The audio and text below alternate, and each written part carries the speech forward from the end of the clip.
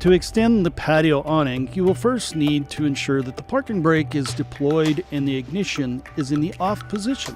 Once that step is complete, you can turn the awning power to on. On the second switch, push the extend button to deploy the awning to your desired location.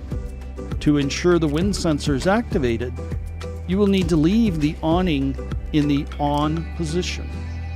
To retract the awning, select the retract until it comes to the park position and power the awning completely off. If at any time the ignition is turned on while the awning is extended, it will auto retract. Don't forget to disengage the parking brake before leaving. To operate the awning from a mobile device, download the Carefree Connect app.